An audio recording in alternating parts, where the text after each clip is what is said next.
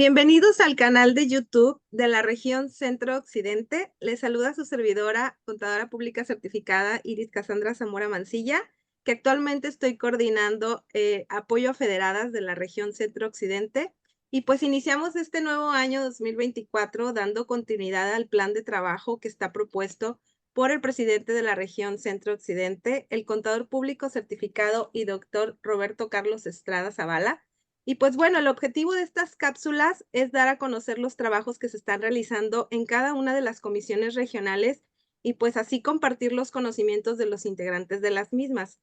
En esta ocasión me encuentro con el presidente de la Comisión Gubernamental de la región Centro Occidente, el contador público certificado José Luis Aguilar Gutiérrez. Bienvenido, José Luis. Muchas gracias. No, muchísimas gracias, licenciada Cassandra, por todo el apoyo que tienen en esta coordinación a las federadas. Y pues de antemano, enhorabuena para este 2024, deseándoles feliz año y que todos el mayor éxito que es posible para este 2024. Igualmente para todos.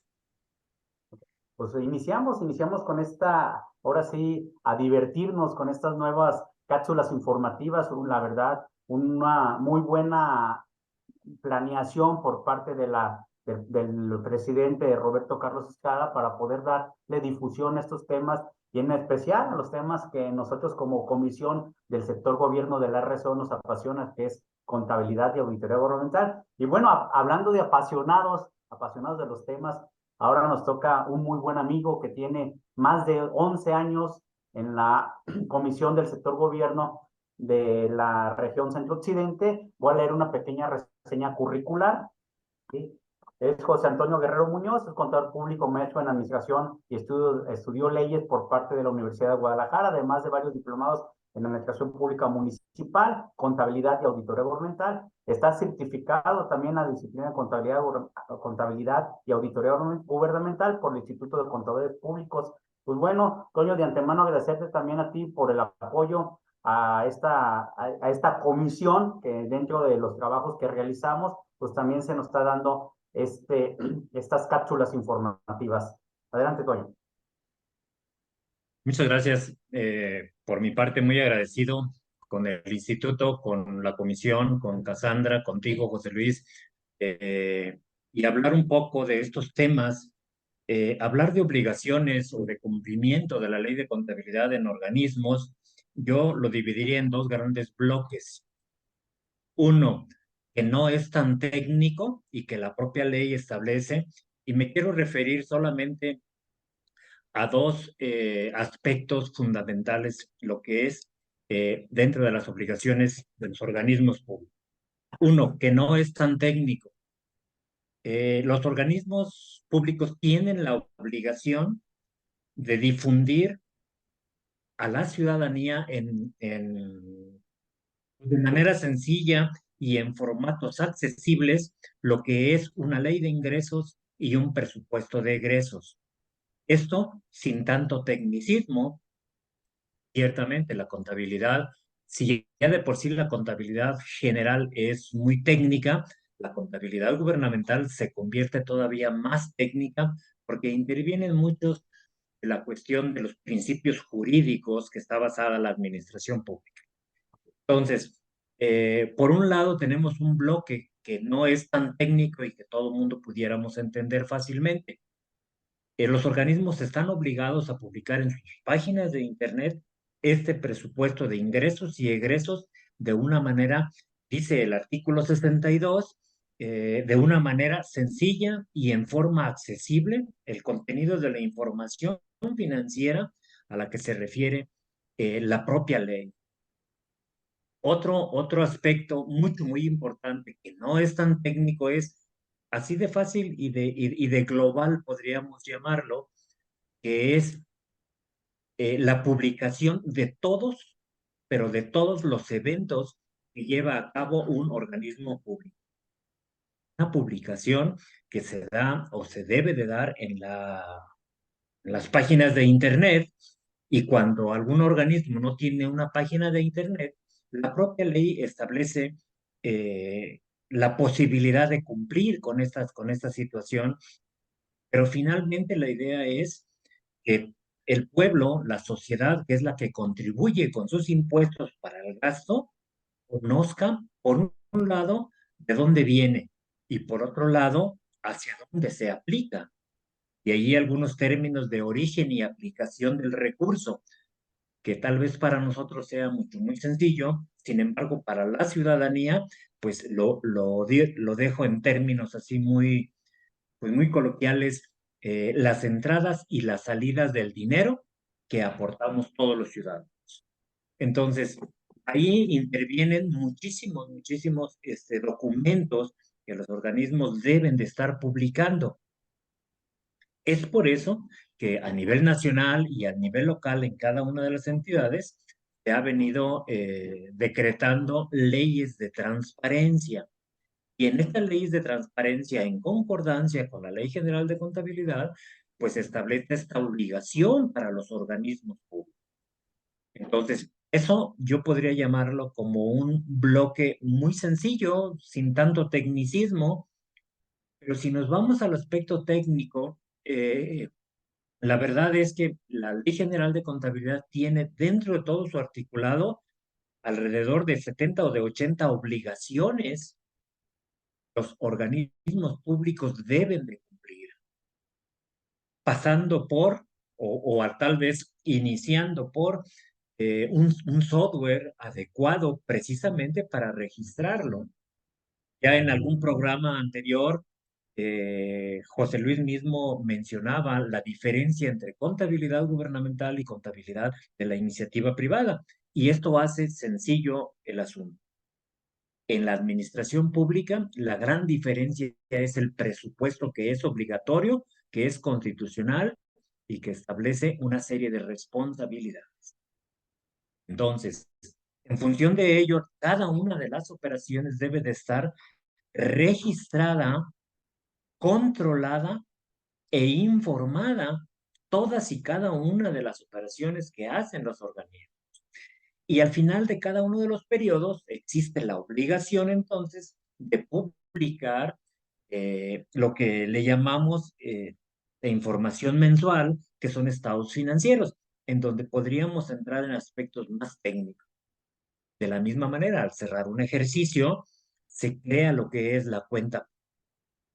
La cuenta pública, que es una serie de documentos e informes que los organismos están obligados a presentar y a enviar a los congresos locales o al Congreso de la Unión, en el caso del federal, precisamente para poder informar o demostrar qué se hizo con el recurso que previamente se recibió. Otro aspecto que no es muy técnico y también podemos entenderlo es, el artículo 23 de la propia ley le dice a los organismos, debes de estar publicando un inventario de los bienes patrimoniales. Y voy a dar un ejemplo. Si un organismo, un ayuntamiento específicamente, tiene 60 patrullas, bueno, tiene que haber una relación de los modelos, de las circunstancias en las que se encuentra, de cuánto costaron las patrullas, etcétera, etcétera. Era un ejemplo. Y esto no se requiere de mucho tecnicismo. El organismo está obligado a publicar esta relación de todos los bienes patrimoniales, le decimos. O sea, en donde el ayuntamiento o el organismo es el dueño de todos estos bienes. Y estos bienes, para efecto de la, de la mejor interpretación o mejor diferencia que podamos entender, es bienes muebles, esto es todo lo que se puede mover, bienes inmuebles, obviamente lo que no se puede mover son terrenos y edificios, y también ahí incluimos los bienes intangibles. Los bienes intangibles son derechos que los organismos tienen, pero tendríamos que entrar en muchos aspectos en la cuestión de tecnicismos para poder entender todo esto. Yo quisiera dejarlo así muy rápido y muy ligeramente. Obligación de publicar el detalle de todos los bienes del patrimonio. Ya si entramos en la cuestión técnica también, la suma de todos estos costos o la forma de cuánto se pagó por cada uno de estos bienes tendrá que checar con contabilidad. Pero insisto, esto ya son situaciones un poco más técnicas. Hay otra serie de obligaciones que bien los organismos tienen y que en mi experiencia, a través de todos estos años que he estado inmerso en este tema, porque también algo de lo que debo decirles es que yo representé a Jalisco precisamente en el comité técnico, en los equipos de trabajo del comité técnico del CONAC. Ya desde entonces, hablábamos de una serie de reportes e informes que había que estar publicando.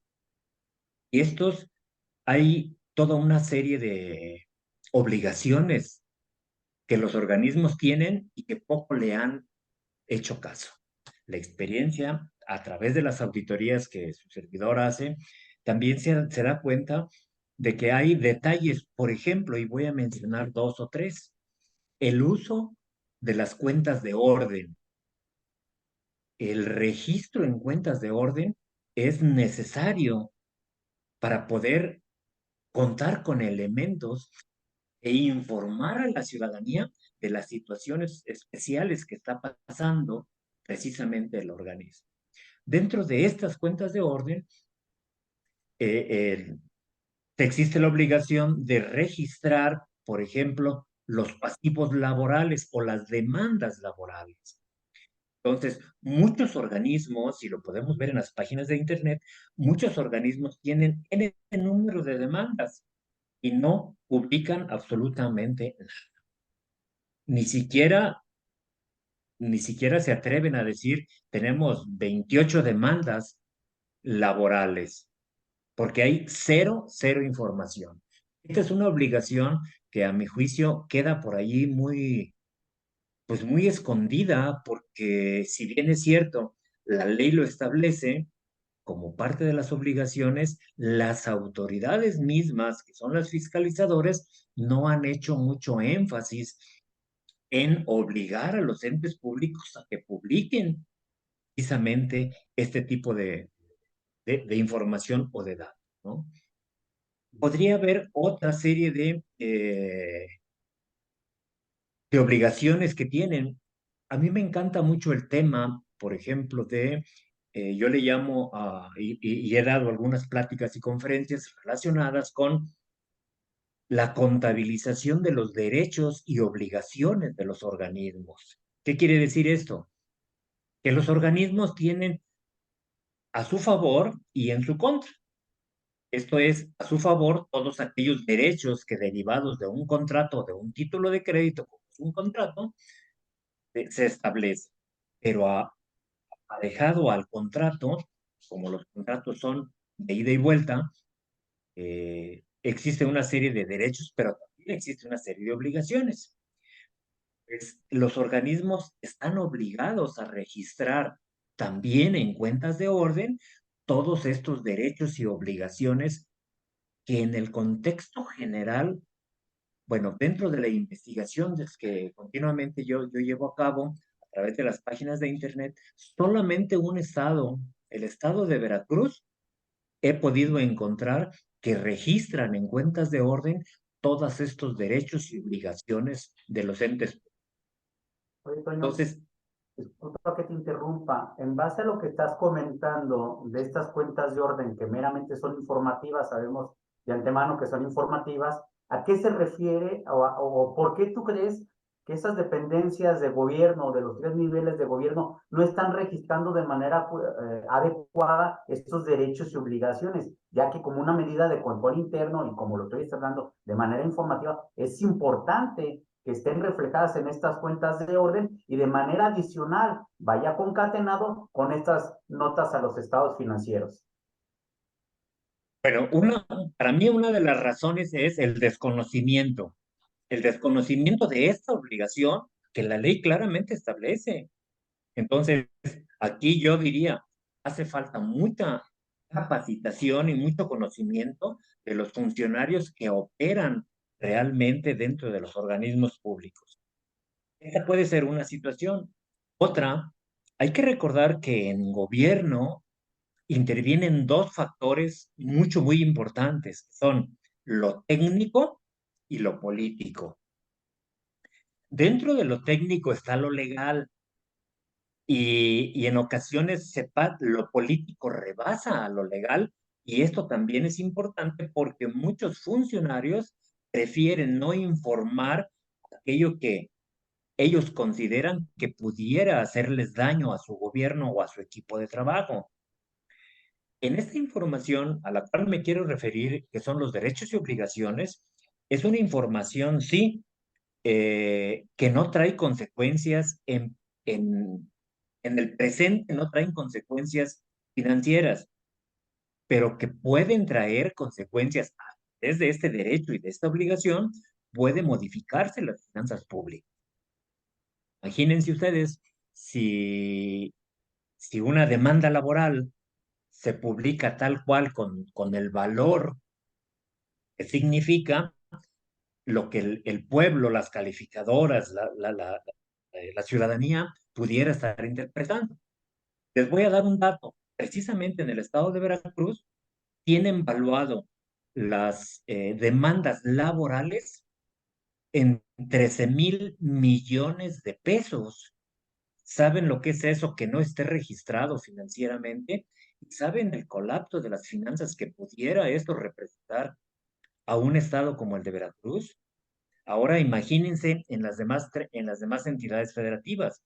Y ya no me refiero a los municipios, en donde existen municipios que realmente no tienen recursos, universidades que no tienen para pagar la nómina, organismos públicos que tienen que andar pidiendo prestado, o los mismos ayuntamientos, anticipos de las participaciones para poder salvar sus compromisos.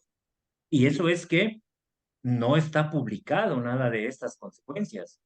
Para los estudiosos o para los investigadores que me encuentro entre ellos, es para nosotros una fuente de información para poder tener un panorama completo de lo que son las finanzas públicas a nivel de todo este hermoso país o de una entidad federativa.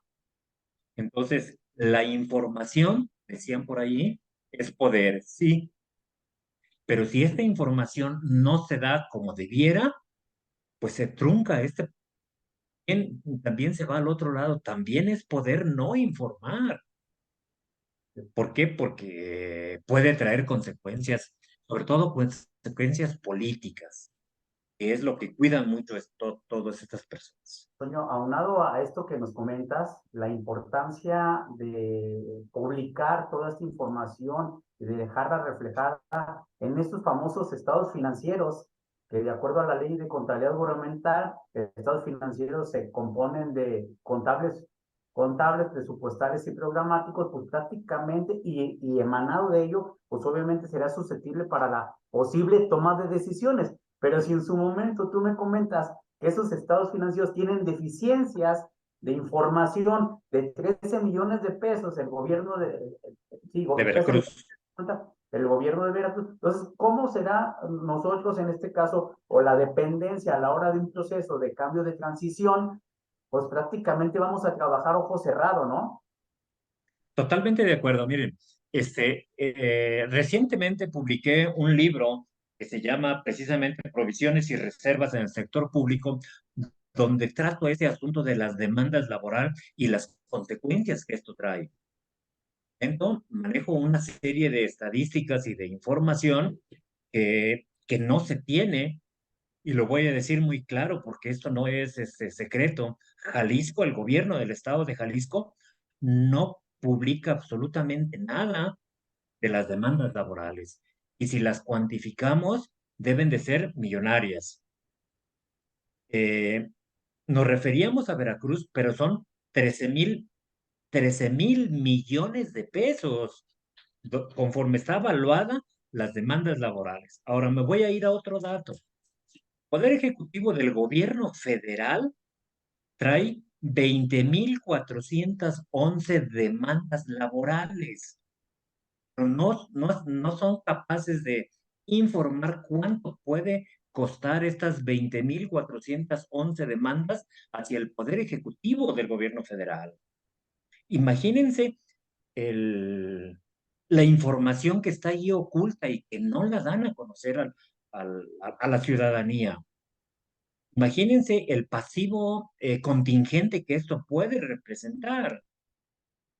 Entonces, por eso para mí ha sido muy importante el investigar todo este tema de demandas laborales porque hay una deficiencia pero exagerada. Y atinadamente tú utilizaste, José Luis, utilizaste un término. Los estados financieros adolecen precisamente de mucha información importante y que, como bien dices, está claramente definido que los estados financieros deben de ser para la toma de decisiones. Con estas deficiencias, ¿ustedes consideran que debe de haber una buena decisión para este hermoso país o para nuestras entidades federativas? Pues yo difiero mucho porque pues, la verdad es que es imposible, ¿no? La otra situación va también mucho en función de los funcionarios correspondientes de las tomas de decisiones, lo hacen más en función de un flujo de efectivo, como es el presupuesto. Los presupuestos son anuales, empiezan el 1 de enero y terminan el 31 de diciembre y el siguiente año iniciamos nuevamente con otro presupuesto. Los funcionarios toman las decisiones en función de cuánto me queda por gastar y hay que gastarlo porque si no me lo quitan. Esa es la expresión común dentro de los funcionarios o de los políticos. ¿Por qué? Porque la pregunta que yo me sigo haciendo es, ¿por qué no toman decisiones en base a estados financieros reales? En cierta ocasión me pidieron que hiciera un análisis financiero de X ayuntamiento y tomé la información de 5 años, lo que se podía, lo que se tenía, para poder emitir yo un dictamen o una opinión financiera en relación de ese municipio, cuál era la tendencia. Pero las decisiones, para poder tomar la mejor decisión y hacer las inversiones adecuadas a una. Pero los políticos no están acostumbrados a tomar decisiones en base a finanzas. Oye, Y Toño, las finanzas son muchas cosas, dijo. agregando el tema, pues el tema central es cumplimiento de la Ley General de Contabilidad Gubernamental. Lo estás comentando ahorita con el enfoque de los pasivos contingentes, de estas cuentas de orden, de la falta de calidad de los estados financieros, lo diríamos de esta manera, de la ley, de lo que es la evaluación al patrimonio. Adicionalmente a todo esto, ¿cómo vamos? ¿Qué nos falta para que ya nos pongan un 10, una estrellita y digamos, bueno, ahora sí, esta Ley General de Contabilidad Gubernamental, que siempre lo he manifestado que es un adolescente, porque pues nace, se publica, entra en vigor a partir del 2009, pues prácticamente ya tiene algunos añitos y de repente somos medio desobedientes en su cumplimiento. No sé tú, que das bastantes ponencias a nivel nacional, ¿cómo vamos? ¿Cómo va? No nada más en la RSO, ¿verdad? De la región centro-occidente, que agrupa 8 estados, ¿cómo vamos con los demás? Con los demás estados, prácticamente vamos bien, vamos mal. Tú como experto en la materia y como estudioso de estos temas, ¿tú cómo lo podrías interpretar? Yo podría concretarlo básicamente, el cumplimiento de la ley de contabilidad, yo lo interpretaría de dos maneras. Una, los poderes, voy a decirlo, los poderes ejecutivo, legislativo y judicial a nivel de entidades federativas y tal vez a nivel de federal también, podría decir que están en un 80% de cumplimiento. Los que para mí, y voy a hablar también en el contexto general porque hay honrosas excepciones en el caso de los municipios, yo podría decir en el contexto general que deben de andar en un, híjole, para mí, no sé si sea exagerado, pero yo los reprobaría así, o sea, no llegan al 50% de cumplimiento de la ley por las circunstancias que quieran y que a lo mejor ya conocemos, la falta de recursos, la falta del conocimiento, el respeto. a una experiencia que a través de los años se ha venido gestando en muchos funcionarios públicos. En concreto, y no es echarle la culpa a nadie, pero nuestra forma de organizarnos a nivel nacional tiene mucho que ver. Imagínense que cada 3 años en el municipio cambian de equipos de trabajo y estos equipos de trabajo no están lo suficientemente preparados en presupuesto, en contabilidad, en patrimonio, en transparencia, en todos los puntos importantes de los organismos que deben de cumplir a través o a partir de la ley de contabilidad gubernamental. Ya no digamos en la anticorrupción y en todas esas demás consecuencias, ¿sí? Entonces, yo sí, insisto, salvo honrosas excepciones, porque esas honrosas excepciones yo podría enumerar las que son las capitales de las entidades federativas, yo diría que sí están cumpliendo también en un 80%, ¿sí? Alguien en una ocasión me decía que X o Z, y lo voy a decir con sus letras, decían que Guanajuato y el Estado de México cumplían al 100% con la ley de contabilidad gubernamental. Y yo les decía, denme la oportunidad de hacerles una auditoría y yo les apuesto a que 1 contra 1000, a que no cumplen al 100%. Y el tema que yo decía hace ratito, el del derechos y obligaciones de los entes públicos y el de los pasivos laborales, son álgidos y para mí ha sido así, pero mucho, muy importante, donde he puesto el dedo en el renglón, sigo investigando a través de las páginas de internet y recopilando información precisamente para poder demostrar con papeles, con documentos, que no se cumple con la ley. ¿Cuál sería la solución? Porque también, o sea, quiero ser propositivo en todos estos elementos y, y estoy inmerso en este tema, ¿sí? ¿Cuáles son las soluciones? Una de las soluciones es lo que le hemos llamado la difusión y el incremento a una cultura de la contabilidad gubernamental, que cada día va creciendo a través de los colegios, precisamente, a través de las federadas del Instituto Mexicano de Contadores. Porque si nos vamos, voy a decirlo, y en el buen sentido de la palabra, a los otros organismos colegiados, como puede ser la Federación de Colegios de Contadores, o pueden ser, simplemente aquí en Jalisco hay cuatro colegios de contadores. En los demás no existe comisión del sector gobierno. Y les digo porque también he estado conectado con más de alguno de ellos, ¿no?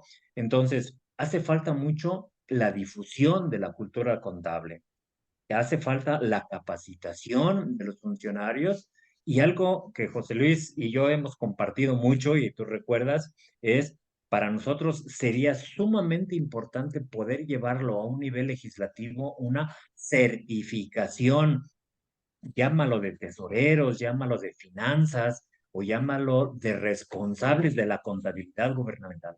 Una certificación que el director de contabilidad esté certificado precisamente en contabilidad y auditoría gubernamental.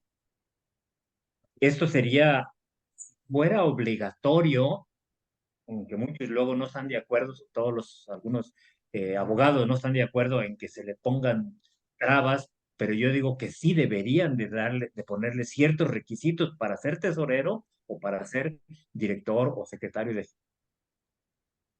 Que pues de antemano sabemos que está este famoso servicio profesional de carrera, que pues está trunco, está la propia ley, pero que no se sería respeta. que no se lleva a cabo, pero pues bueno, ahí mínimo digo, ya está, ¿verdad? Licenciada Cassandra, ya está esta normatividad que sería muy bueno que todas las federadas, bueno, que todos los estados, perdón, que pertenecen al RSO, puedan adoptar unas sanas prácticas con el servicio profesional de carrera. Pues el tiempo se nos fue, maestro Antonio, se nos fue, licenciada Cassandra, pues de antemano agradecerles al apoyo a esta RCO, a ti, Toño, por todo el apoyo que tienes incondicional a nuestra comisión del sector gobierno y ahorita pues tienes el cargo también de vocal ahora sí echarle talacha, ¿verdad? Y esperemos que llegue toda esta información a muy buenos medios de comunicación para poderle dar una invitación a todas las personas que gusten ser parte de esta comisión del sector gobierno, que sean colegiados, pues con todo gusto los podemos recibir. Adelante, Así señora. es. Muchísimas gracias, contador José Luis, contador José Antonio, por esta valiosa información, esta charla que seguramente va a ser de utilidad para tanto para su comisión como bien comentabas, Luis, pues para todas las comisiones que tenemos a lo mejor poco conocimiento de esto, ¿verdad? Información muy valiosa. Muchísimas gracias y pues seguimos aquí trabajando para hacerles llegar toda esta información a todos los asociados y público en general, porque se va a ver en varios medios digitales. Muchísimas gracias. Hasta Muchas luego. gracias a todos. Hasta luego.